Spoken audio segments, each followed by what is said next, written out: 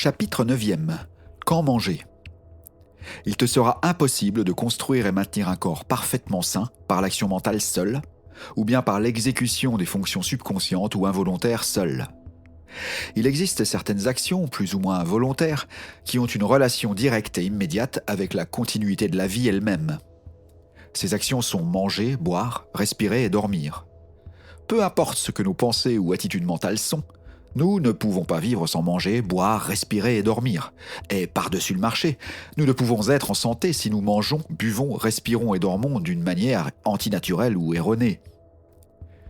Il est donc d'une importance vitale que tu apprennes la bonne façon d'accomplir ces fonctions volontaires, et c'est ce que je m'apprête à faire, en commençant par le fait de manger, ce qui est le plus important. Savoir quand manger, quoi manger, comment manger et combien manger est fortement controversé. C'est toutefois inutile car la bonne façon est très facile à acquérir. Tu n'as qu'à regarder la loi qui gouverne toute réalisation, qu'elle soit de santé, de richesse, de pouvoir ou de bonheur. Et cette loi dit que tu dois faire ce que tu peux faire en ce moment, où tu te trouves en ce moment.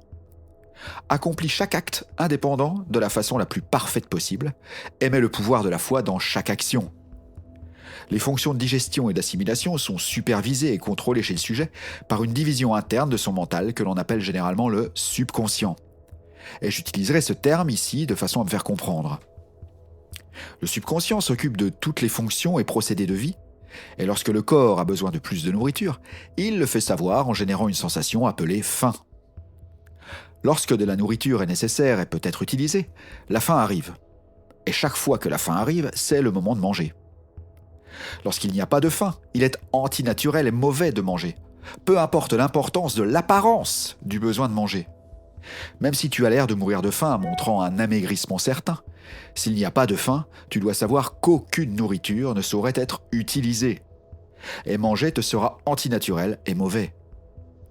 Même si tu n'as pas mangé pendant des jours ou des semaines, si tu n'as pas faim, tu peux être absolument certain qu'aucune nourriture ne saurait être utilisée. Elle ne sera probablement pas utilisée si tu la manges. Chaque fois que la nourriture sera demandée, s'il y a pouvoir de la digérer et de l'assimiler de façon à ce qu'elle puisse être utilisée normalement, le subconscient t'en avertira par une faim décidée. La nourriture prise lorsqu'il n'y a aucune faim sera parfois digérée et assimilée car la nature fait l'effort d'accomplir la tâche qui lui est imposée contre son gré.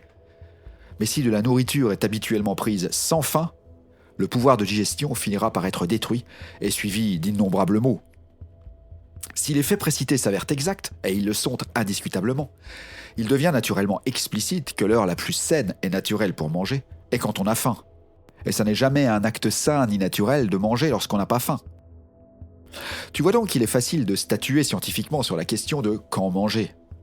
Mange toujours quand tu as faim et ne mange jamais quand tu n'as pas faim. C'est l'obéissance à la nature, laquelle est l'obéissance à Dieu. Il ne faut cependant pas faillir à faire clairement la distinction entre faim et appétit. La faim est l'appel du subconscient à faire usage de plus de substances afin de réparer et renouveler le corps, ainsi que maintenir la chaleur corporelle. La faim n'est jamais ressentie à moins qu'il y ait besoin de plus de substances et à moins qu'il n'y ait le pouvoir de la digérer lorsqu'elle arrive dans l'estomac. L'appétit est un désir pour la satisfaction d'une sensation.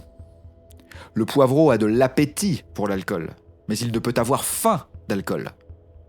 Une personne nourrie normalement ne peut avoir faim de bonbons. Le désir pour ces choses est un appétit. On ne peut avoir faim de thé, de café, de nourritures épicées ou des différentes créations alléchantes de cordon bleu.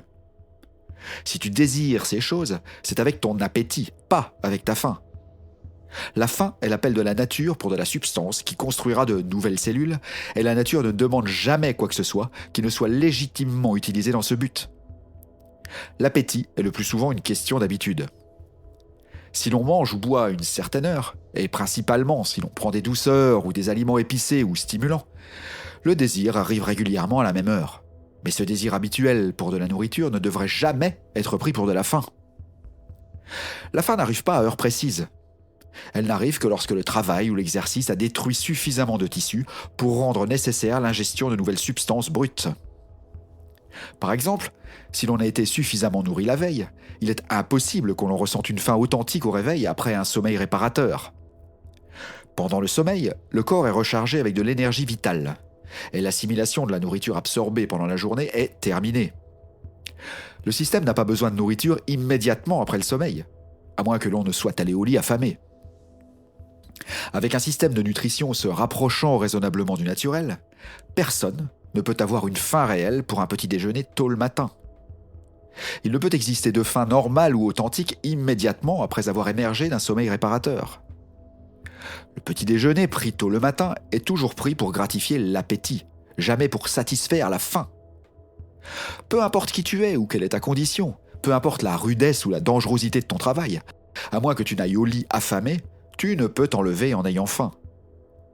La faim n'est pas causée par le sommeil, mais par le travail.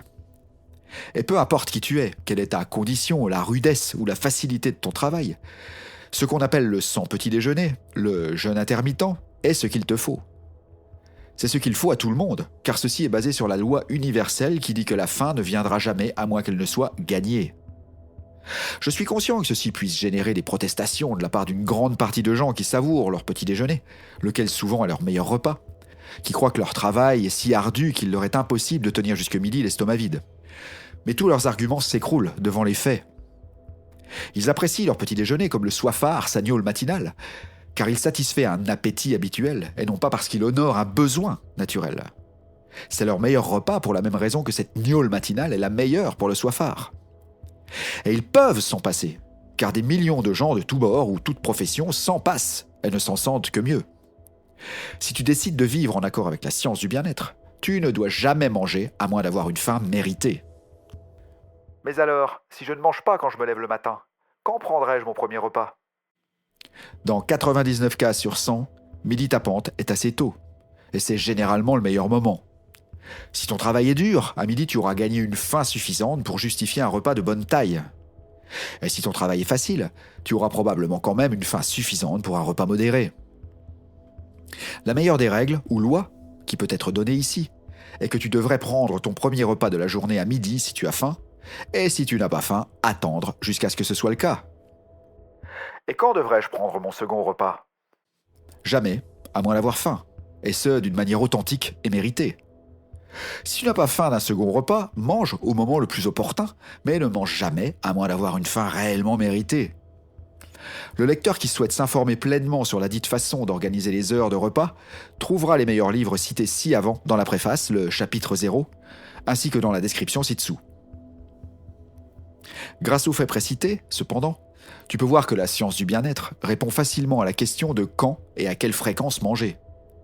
La réponse est « mange quand tu as une faim méritée et ne mange jamais autrement ». Fin du chapitre 9e.